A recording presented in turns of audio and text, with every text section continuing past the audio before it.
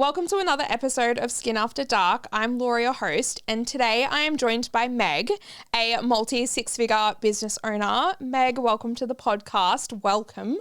Tell me a bit about yourself. I hate the organised thing. No, I am the founder of MTV Coaching. It is a online fitness business, but we predominantly work with girls who have 20 plus kilos to lose. I've been in the fitness industry for 10 years, 7 figures as of next new financial year. Whoa. Pretty exciting milestone. And I also do a little bit of mentoring on the side. So I have a small handful of other online fitness business owners that I mentor, which is kind of just like a little side passion project that I don't have a whole lot of time to spend on anymore. Yeah. Yeah. Oh my God, that's wild. 7 figures is insane. We all want to be like that, hopefully one day. Okay, what made you get into business? I have literally never had a normal job. Yeah. Like I worked at Domino's when I was young, and that's the closest that I ever got to having like a normal job. And then I did 2 years of full-time dancing outside of school. And from there, I did my PT certs and then just started, I kind of like landed in a personal training job because I actually applied to be, I was doing group fitness at like an F45 when they just kind of launched. Mm-hmm. And then I applied to be the assistant manager at a gym. And the owner was like, yep, you can have the role if you also be a PT because our head PT has just left. And so I kind of just said, fuck, I'll figure it out. Yeah. So I just dived straight in. And yeah, that grew really fast just because I just loved it. Like I just love people.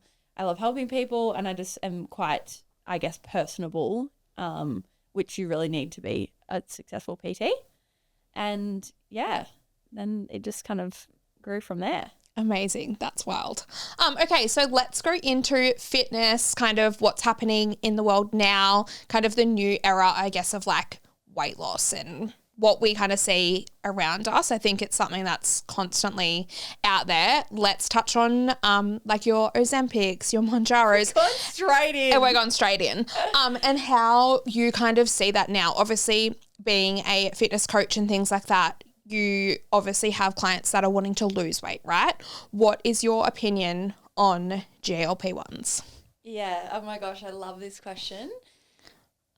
I would say 70% or more of the girls that come to me now in consult calls say one of two things. They have like 70% of them would have done a GLP-1 of some kind, and they're in one of two places. They either did it, got incredible results, then got to a place where they were terrified of coming off it because they don't have the lifestyle, the habits, the mindset, all the things to be able to maintain those results, the education, the knowledge.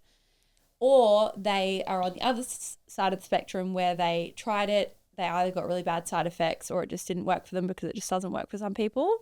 And they realize that they do need to kind of do it the sustainable way. So I think there are, I guess, as an overarching thing, there are so many girls that are doing it who I don't feel like should be doing it. Mm-hmm. However, with that said, there are girls who have a predisposition to obesity, and there's so many different elements to that in terms of having, you know, naturally higher hunger and so many different things where if you have been obese for your entire adult life, then it absolutely has its place. Yeah. But the problem comes when the people that are doing them, whether you are obese or you're just a GC gal that's getting on a GLP-1 to lose a couple kgs, the problem comes when you're not also investing in getting educated and changing your habits and changing your lifestyle and working on your mindset, because you will just end up like we've had so many girls that have also had gastric sleeves or balloons or surgeries of some kind as well, and they're in the same place. Mm-hmm. They have no idea how to sustain that weight loss, and so they see a huge amount of weight loss, and then the support post-bariatric surgery or whatever surgery they've had is so minimal Yeah. that they end up either reversing the surgery that they've had, or they just plateau and they're like, I don't know what to do now. So I think in all scenarios, you literally can't get around the education and having that, support through the journey. Okay. So do you think that GLP-1s are now changing the fitness industry for good, or do you feel like it is something that needs to kind of stop? I think in the health industry, probably in all industries, you probably see this in your industry as well, like the pendulum will swing too far one way and then it will come back to like normality. Yeah. I think that will happen. I don't think it's going to keep getting, crazier and crazier. What was the question that you asked? Do you think like it's changing the fitness industry? Yeah, I don't think it necessarily, because GLP-1s have been around for years. Yeah. I think, yes, it's people will do it for the short thing. Like we've done, how many different like fad diets have there been over the Brother, years? I used to do skinny me tea when I was like 15 and like would Literally. shit myself and be like Like yeah, let's go. Like why was I doing that? skinny. Yeah, like insane. Yeah, literally. I'm pretty sure there's actual laxatives in skinny me tea. Like, Yeah, like so well, cool. I was literal diarrhea. But Yeah. I was I like, remember in school, like there used to be girls that would come to school and instead of lunch, they would bring laxatives. Like actually so sad. But I don't think it'll necessarily change the industry because the girls that are doing it are realizing whether that takes a month or 12 months or 2 years or 6 years, they eventually realize that you can't get around doing the sustainable thing. and you can't be on it forever. Like at some point you're going to have to stop it, right? Like, I don't know, you just like, there's just no way that you could really be on it forever. Like, do you feel like it's something that's more normalized now than it was, if we go back a year ago? I feel like you'd be like, oh my God, this chick's on Ozempic. fully. Oh my God, like don't tell anyone. I feel like now every second bitch on the Gold Coast is on Ozempic and you just can tell. It's like the skin elasticity and like do you think it's something that's normalized? Yeah. Oh, 100%. Yeah. So normalized. Like to get it from a doctor, like the amount of girls, like I said, that I speak to, and I will ask about their history with it and kind of go into that detail. And the amount of them that say they went to the doctor, or actually a lot of the girls that I speak to have, for whatever reason, they're against trying it. And they've said like they've gone to the doctor and then the doctor's hasn't even asked fucking 3 questions before they're saying, oh yeah, here you go. Like on your way, go do your GLP-1.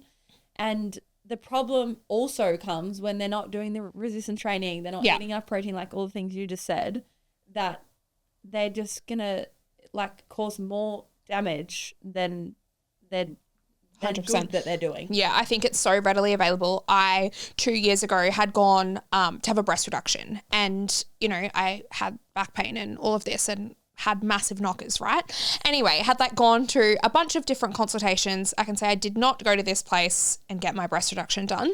I sat down in his chair and he said, I can give you a script for Ozempic and you can come back when, you're a bit skinnier. I walked out of that clinic and was like, I will never step foot back in here again. It was wild to me to just think as, he's a plastic surgeon. I sat in his chair for less than 3 minutes and there was my script, smackers on the table. Yeah. Like, I think it's insane. Yeah, literally. And like I said, I think they definitely have their place because there's other benefits if you have obesity and like it helps with your blood sugar and like there's actually clinical reasons that you should be on it. But it's absolutely being overused. Particularly on the Gold Coast, but like everywhere, obviously. Okay, so then let's go into more about like, do you think that diet culture has changed or it's just been rebranded into something? Like, do you think people are still doing like fad diets like your skinny me tea and all of that? Or do you think that GLP-1s is the new skinny me tea? Yeah, 100%. It's just been rebranded. Yeah. But I also do think like there are still probably billion-dollar businesses out there that are using shakes and like all of those things. I think they're absolutely still around. I think we're very much like in our own kind of bubble of like awareness. Yeah. Yeah. Why do you think people are like obsessed with, I guess, quick fixes in the industry? They're obsessed with quick fixes in every industry. Yeah, true. Well, it's the same with as mine, business. right? Yeah. Yeah, same. Yeah. Yeah, 100%. And it's like, I think we're in a world as well where everything is so fast paced. Social media is obviously like everyone's posting all this glorified, fast success, and like it's the same through any industry. Like people, just want to they just want to skip the work. The work. Yeah, 100%. Well, it's the same in our industry, right? It's like people want that quick fix and they want good skin in a day, and it's like, babe, that's not going to happen. It takes a lot of time. Yeah, and also like I'm sure you would see so many girls who want to do all the needling and all the things, but then their diet is shit. Yeah, 100%. They don't drink enough water. They're like, or whatever else. Stress to the nines. Yeah, I agree. Okay, so do you feel like, your detox teas, your shakes, like all of that kind of, your skinny coffees and all of that, do you think they've had their time and their day, or they're just here to hang around? I don't really see them that much anymore. No, either do I. But they will absolutely come back in some way, shape or form. Yeah. Like there'll be something. But there's also now like peptides and all the different things. So I think there will always be something. Mm-hmm. And people, leveraging the people that don't know any better. Yeah. Okay, so let's go into women's health. I feel like this is a good kind of topic, and I think women's health now is something that is, looked at more and people are focusing on. If you go back, 20 years ago, like you never saw a chick in the gym or whatever like that, right? So how do you feel like women's health and fitness has shown up now?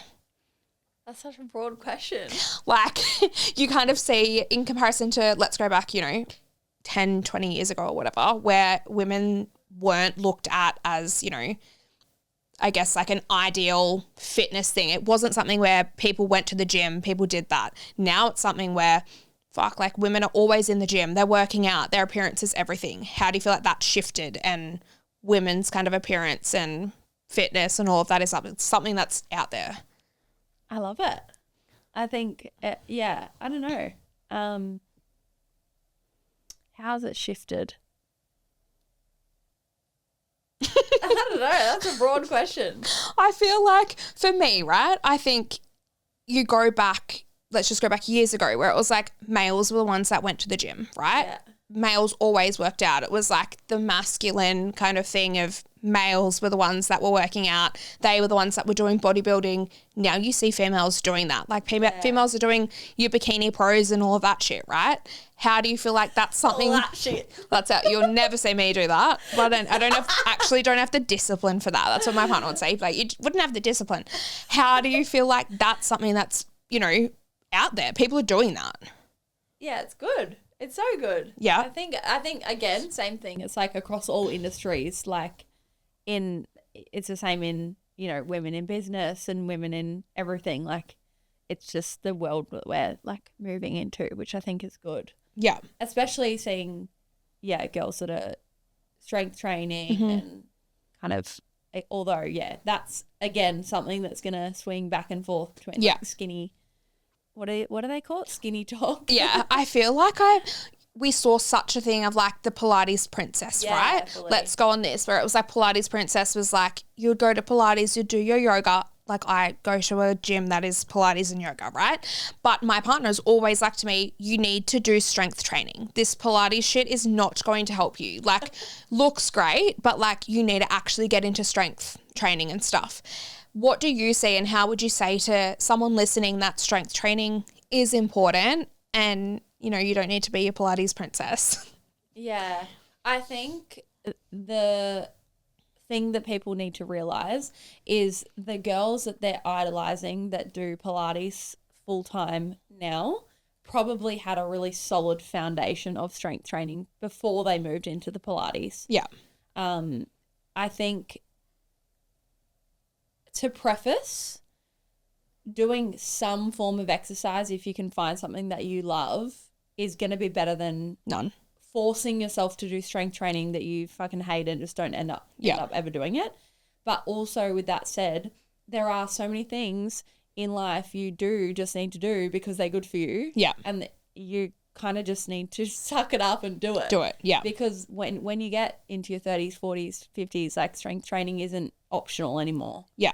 So I think Pilates to me is more of a something you do as an addition to your strength training. Like I was actually talking to someone about this the other day. The ideal, I guess, split of exercise from a health perspective and longevity would be doing a combination of strength training, whether that's 2 to 3 times a week, with some Pilates or yoga of some kind for that, I guess, more deep core work and that kind of thing. Yeah. And mobility and flexibility. I love it for my mind. Yeah. And then doing some kind of cardio, whether that is like everyone's obviously in their running era.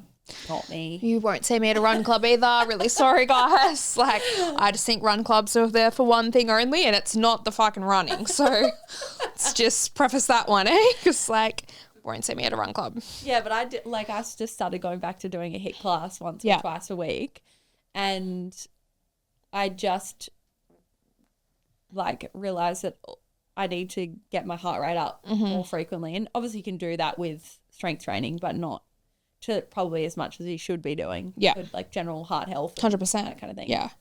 When I play like touch footy, like during the week and stuff, my heart rate's so high because I'm so unfit. And I'm like, my partner's always like, bro, your resting heart rate is wild. And I'm like, like, definitely need to get more into that strength training and actually work on, I guess, like heart health and all of that. I think that's, you know where to find me. Yeah, that's just as important, right?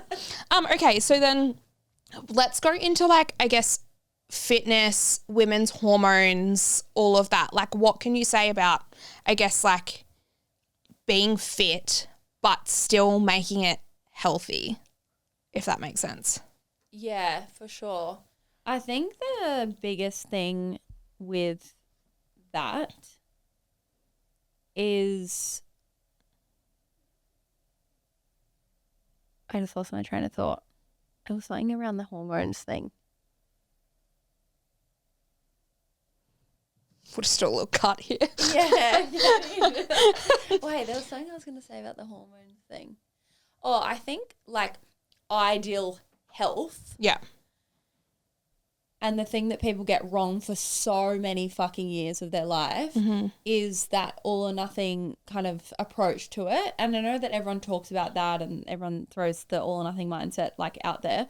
But really in all areas of health, like even if you're talking about like, you know, hormone health and everyone's talking about balancing your hormones and all the things, you still need to be kind of doing the foundational things. Like everyone's trying to find this one thing that's going to solve their whole health problems. Yeah. But really you need to be like doing the basic things consistently. And the main skill that you can develop is that ability to adapt and pivot so that you don't have that all or nothing mindset. Like when things don't go right in the day or the week or whatever it is, in your training, in your nutrition, in any of your movement, in your mindfulness, like all of that kind of stuff, I think health should really be focused on that, if that makes sense. Yeah. So then what you say, like your basics and stuff, would you say like if we're going to go to bottom lay basics, right? Would you say that would be drinking enough water, making sure you're exercising to a certain extent, like sleeping your 8 hours? What is your basic idea? Yeah.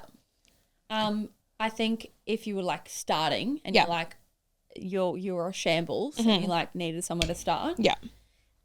3 solid balanced meals a day. Yeah. Breakfast, lunch, dinner. It's funny because like when you think about what you learn in like school for health, it's like it is literally that. Yeah. Like 3 meals a day, because 99% of people who are struggling don't eat 3 meals consistent, like, you know, throughout the day. Yeah. They skip breakfast, they have a shitty lunch, they have 6 coffees by the time it's dinner.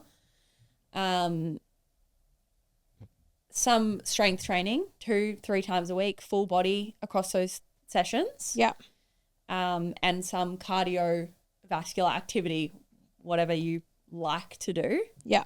And then I think the overarching thing and the main reason why I feel like a very happy, healthy person in like my mind and my body is your nervous system regulation and being able to not get stressed, but be able to regulate fast back to kind of your baseline level. Yeah. Yeah, no, that makes sense. Okay, so then you say 3 meals a day, right? I see you love a meal prep. How do you get your clients to meal prep? Because my partner meal preps. I hate eating the same thing. I hate meal prepping. I'm like, it's just a no for me. We'll wake up today and go, this is what I want for my dinner, right? Do you think that comes back to I don't have any discipline? Or like, what do you feel like? And how do you explain to your clients that meal prepping sometimes can be good so you know what you're doing and this is what you're having for that day and explain it to me? Yeah. Well, I guess I only meal prep my lunch. I cook my breakfast and dinner fresh because I have the privilege of working from home. Yeah. But I meal prep my lunches, which I didn't do for so long. Yeah. Because I was like, oh, it's fine. Like I work from home. But like, no, when I'm busy, I would skip lunch and I would just literally eat my 2 meals worth of food in dinner. Yeah. Which isn't good for obviously like your body composition, but also your cognitive function and all the rest. So couple of things. Firstly, back to what I was saying, like sometimes you just need to do the shit things that you don't want to do for the greater good of your health and the delayed gratification of what you get out of it. So potentially a discipline thing, but I think on the back of that, there's probably not meals that you found that you actually love. So like the meals that I eat now, and probably all the girls that anyone would see that they look up to in terms of their physique or whatever, or just like their general health, would be eating very similar meals in some kind of rotation. Like I'm not saying they're eating the same thing 7 days a week. Yeah. But they would have kind of go-to meals that they love. And it usually takes a little while to get to a place where you're like, okay, I love these meals. Because like my breakfast, it started as one thing and it just kind of slowly evolved. And it's like it goes back to what I was saying before about like the best skill you can learn is like being able to just constantly refine and adapt. Yeah. So there's probably that element that you just haven't found the meal preps that you like eating, because absolutely there's no fucking way I'm cooking that boring shit and then you get that soggy like my partner eats the same thing every single day for the last ever since I've known him for the past 5 years. Eats the same lunch and morning tea every day without fail. He gets to the end of the week and I'm like, it's not moldy. Yeah, it's like soggy and liquidy. Yeah, and I'm like, oh, like I can't do it. I will never do it. So no. Yeah, I've eaten pretty much the same meals or a rotation of meals for the last like 2 years or more, like as long as I can remember. Yeah. For my breakfast, lunch, dinner. I tweak little parts of it. Yeah. But I also agree. Like, I don't want to have, like, the only thing that is prepped is my lunches, and they're, like, usually a slow cooker thing where it doesn't go, like, gross. So I think there's that part of it too, is, like, finding the meals that you actually like and putting that effort into figuring, like, it's a process. And everyone just wants it like that. They want to be able to figure out really fast. And, like, also you find those fancy fucking recipes on TikTok that you make once. They're so good, and then you're like, I'm literally never going to make that again. 100%. Like stripping it back a bit too. Yeah. Okay, so this is going to be an interesting topic because I've always wanted your opinion on bodybuilding competitions because I look at them as not healthy. But from you coming in a fitness industry, what is your opinion?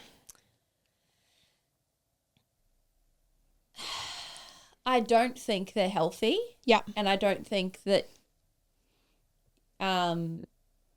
I don't think people that know bodybuilding well would say that they are healthy. I think there is a way you can do it that is significantly more healthy than, you know, a lot of the coaching out there for sure. I think I had a very healthy mindset in all of my preps, but it's because I built a really sound nutritional literacy before entering a bodybuilding prep and had support post-comp to reverse diet properly and do that whole process out of it as well. I think I'm kind of in two minds. Like I saw this post the other day from someone was like, you shouldn't just do a bodybuilding comp, like just to get on stage in a bikini. And I was kind of thinking about it like, because I'm very much on the other side of do not identify as a bodybuilder. Like I was kind of thinking, well, some people can and they want to do that and that's fine. Like not everyone has to want to be a professional athlete level of that sport. Yeah. And it's like in anything, like you can try things because you want to try them. Yeah. Not because you want to be a professional athlete. Like you might not even know if you fucking want to do it. So I think you need to have that really good, solid foundation of strength training, a really good relationship with food and a lot of education around that for it to be a healthier process. And I think it also comes down to like how much weight you have to lose. Like if you start, like one of my preps, I started significantly higher body fat percentage than I should have. And so it made the whole process a lot longer, which meant I was in a deficit for a lot longer, which meant it obviously impacts you more. Yeah. And yeah, so I think some people, when it's not healthy, it's usually that they haven't started in a good place and should have spent more time prepping before the prep. Yeah. But then there's also just a lot of uneducated, unqualified coaches that are prepping people as well that shouldn't be and don't have, you know, they maybe did one comp themselves and now they think they're a bodybuilding coach. It's the same in my industry, doll. It's like, wild. Yeah, okay. So I've seen females come into clinic after a bodybuilding competition, right? And for me, it's like such a shift because they've come in and they go, oh my God, I've like done this comp, you know, I know the word is lean. They're so lean, you know, not skinny. I was going to say they're fucking skinny. They're lean, right? How to insult a bodybuilder like, call them skinny. So they're lean. So like, you know, come in and they've got acne breakouts and things like that, right? And like they've completely messed up their hormones and they explained to me how, you know, they haven't had their period. They haven't had that cycle coming through because they've literally starved themselves or, you know, gone into that whole deficit and things where their body then is not regulating a proper menstrual cycle. How do you explain that to be like healthy or like why do we let it get to that point in the industry? Yeah, for sure. I get what you mean. And that's why I think like there are a lot of girls that do it that shouldn't do it. Yeah. I think you can minimize the amount of time you spend in that phase, but to get to the level of body fat percentage you need to be competitive. Yeah. Unfortunately, that just comes with it. Yeah. And it's about having the right support post-comp to make sure that you are doing the right things coming out of it. Yeah. Because there are some girls that are very, I guess, genetically blessed to maintain a lower body fat percentage with, I guess, like not less effort by any means, but they don't need to get their calories as low and whatnot. But I guess for the majority, you need to just make sure you have that proper exit strategy. So then would you say someone competing, do they have a healthy relationship with food? I think you definitely can. It's going to be warped for sure. Yeah. Like no matter how good your relationship with food is going into it. But I think you can, if you have like I know a lot of girls and also I feel like for myself too, when you are looking at it to be competitive, you can have a healthier relationship with it because you're kind of like, this is what I need to do. It's like any elite level kind of sport, like any athletes, they're going to be going through, I guess, stress on their body and that kind of thing. But also it's just like why it's so fucking important to get a coach that is actually qualified. Yeah. Because they understand things like REDs and stuff like that where it's like you need to manage your energy balance and that kind of thing throughout the process. Okay. So then let's go into more of like social media, right? And body image and everything we see online. do you think Instagram and TikTok has then made women more motivated to be in the fitness industry, or do you think it's made them more insecure? Oh my God, so much more insecure. Yeah. Yeah. It's like, yeah, oh wow. Even like some girls that I know that are in the generation below us, like seeing that the impact that social media has on their mental health is like heartbreaking. Yeah. Like it's crazy. I think it obviously is good.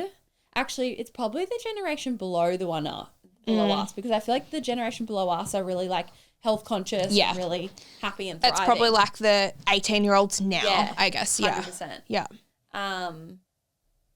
Yeah, I think it's done both. I think it's created a lot more motivation to like get up and get at it. Yeah. But also like in any industry, you're constantly comparing yourself. Mm-hmm. There's also girls that are heavily editing things. I suppose my next thing, right? Like Yeah. going into like how much editing goes into like the fitness industry, or just even like a post on Instagram, how much there's editing and everything like that. I see, like I know girls on the Gold Coast that I'm literally looking at their photo, like I can see you blurred that, and like the staircase is fucking like it's like it's so bad. And I'm like, fuck. Also, how is no one that loves you telling you? Like fucking hell. Yeah. It's crazy. But it's sad too, because these girls that are doing it too, they usually have out of this world physiques. Yeah. And are clearly so insecure. Yeah. That they can't just... Also probably girls that are at like the burly pav with like eshays and shit. So it's like, it's probably like not my type of person, but I mean, each to their own, right? Okay, so then like what's one thing people don't realize, like comparing themselves to someone online? Like people online don't look like they actually do. So like how do we explain that to girls younger than us, that like online is just not it? It's not the truth. Like how would you explain that? Yeah, that's hard. Yeah, I don't know. I feel like that again, the pendulum will swing back. Yeah. We'll go back into that more natural kind of beauty lens and stuff. But also like that's just the world we live in. Like you kind of do just need to adapt and fucking you clear well know you're going to see someone in real life and go like, fuck, they don't actually have that 8-pack, right? It's more of a 3-pack there, but I mean, it's fine, you know? And I think, it also kind of like, it depends on how you're looking at it, because I can see things and it can motivate me or inspire me, versus like you can see things and it makes you feel worse about yourself. So like you also need to clock like what you're doing and like how you're interpreting it, or how it's impacting you. And then potentially like if you need to pull back from social media or like whatever it is, because I know like I'm so bad with like, I don't watch anyone's stuff. Yeah. I watch my own story 47 times. Same, babe, same. I'm like, wow, she looks great today.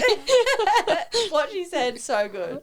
No, but I think it's selfishly a big reason why I feel so happy and content in my life. Yeah. Because I don't consume what's online. Yeah, as much. Or in fact, it's like my sport feed that's like German Shepherds and currently wedding dresses. Yeah, stunning. Okay. So then before we go into our German disaster segment, I wanted to quickly just touch on like the whole fitness influencer point, because I feel like that's what comes into social media of like every person is a fitness influencer. Everyone is giving unsolicited advice. How would you say to people listening to like actually pick the correct coach, or like not listening to an influencer that's done a quick little, I don't know, not even a course, they're just out there thinking they're hot? Like, how do you explain that? Yeah, that's an interesting question, because I think a lot of people would say, like, ask them for their qualifications and that kind of thing, which I absolutely agree with. It's a heavily what's the word? Like, not regulated industry. But in the same breath, there are a lot of people too, that if they've done what you're trying to do, because again, it's like in any industry, in business, in whatever else, property, for example, I'm a big believer in listening to the people that have done the thing that you want to do. Mm-hmm.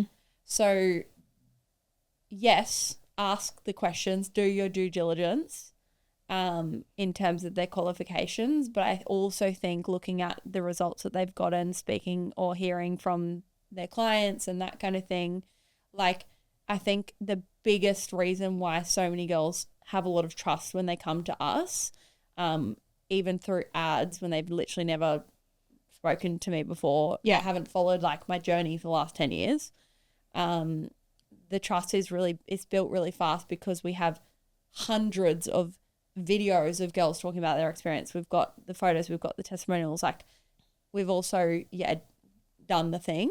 Mm-hmm. So I think there are a lot of fitness influencers that, whilst I hope they have the qualifications, they also have either achieved the result that you're trying to achieve and could potentially help someone better than someone who's maybe got a qualification but still overweight and trying to help someone lose weight, like someone in the same position trying to lose weight, you know what I mean? So yeah, it's a tricky one to answer. No, I think you covered that. I think that's good. All right, let's go into our derm and disaster segment. So this is our last little I had to literally ask Shioni what derm meant. Oh my God. I was like, it means good, right? Yeah, so derm, yes. So derm is like good and disaster is like obviously we're throwing it out. Okay, so there's just a few little ones here and then that's a wrap. All right, so GLP-1s for weight loss. If you are morbidly obese, derm. If you have a couple kgs to lose and you are not going to also do the other lifestyle things, disaster. Cool. Bodybuilding competitions for women. Oh, if you are doing it for the right reasons, and that is you're wanting to try it out or you're wanting to be competitive, you're wanting to potentially be a competitive bodybuilder, versus doing it because you're insecure in your body and the only thing that's going to get you to stick to your diet is getting on stage in a bikini, disaster. 1,200 calorie diets. If you're a 5-foot female, sedentary and 30 plus, derm, you probably need it. If you have 20 kilos to lose or more and you're, doing some kind of activity, disaster. Fitness influencers with no qualifications giving nutritional advice. Same kind of thing as what I was saying before. I think we need to put more actually, I don't know. I'm torn. I think we need to put more responsibility on the consumer to do their research. Do their own, because there's some things that we'll put online, particularly all content performs well when there's no nuance. Mm-hmm. And this is why I suck with short form content because I want to give all the nuance. But content, like people that do content well, it's black and white. Mm-hmm. That's how it performs well because you're either highly agreeing with something or not. And so I think as an audience, there needs to be more emphasis on understanding that so that you can know if something is right for you or not. Yeah. But that was kind of like a bit of a side note. I think, if you've achieved the thing, sure, share your journey and give your advice or opinion, and people can take it with a grain of salt.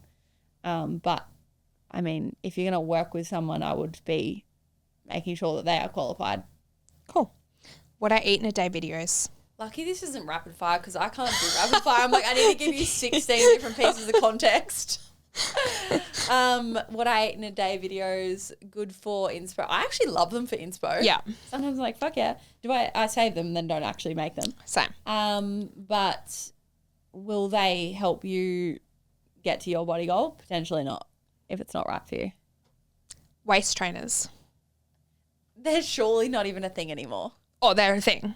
Really? But like, I haven't seen them for like years.